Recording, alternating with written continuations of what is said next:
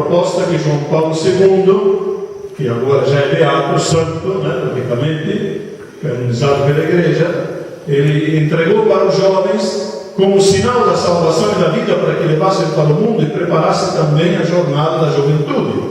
A Igreja está muito preocupada com a juventude, porque é o futuro da Igreja. E amanhã, se nós conseguirmos passar a fé, e o fundamento da fé é a cruz, que é escândalo para os judeus, para os pagãos, porque é sempre sinal de certo sofrimento, de certa renúncia, mas que é o caminho da vida. Por isso que nós nos benzemos com o sinal da cruz, nós começamos a Eucaristia com o sinal da cruz, e hoje a cruz é motivo de muita controvérsia no mundo inteiro.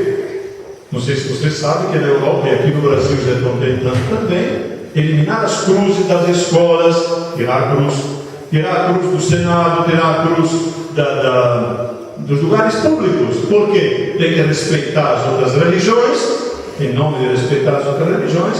A cruz incomoda aqueles que não querem caminhar no caminho de Deus. Não é um sinal apenas, não é uma magia aqui. Esse é um sinal da nossa salvação e da nossa vida.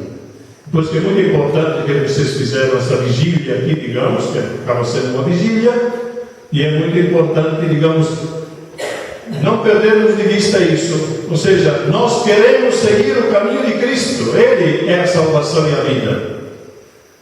Ele mostrou onde está o segredo da vitória a partir da cruz, que é escândalo para aqueles que não se convertem, mas sabedoria de Deus para aqueles que seguem o caminho da fé. E a cruz, praticamente, que estávamos comentando um pouco agora no caminho, ela foi preparada desde o começo do mundo. Você sabe que os padres da igreja, eles comentam muito a respeito, quer dizer, assim como o pecado entrou no mundo, se afastou de Deus através da transgressão de uma árvore,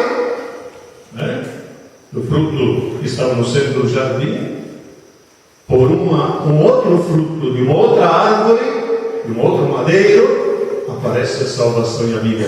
A obediência do próprio Deus a si mesmo e à humanidade gera vida eterna. Quer dizer, a vida é gerada através do sacrifício, do caminho também do sofrimento e da morte.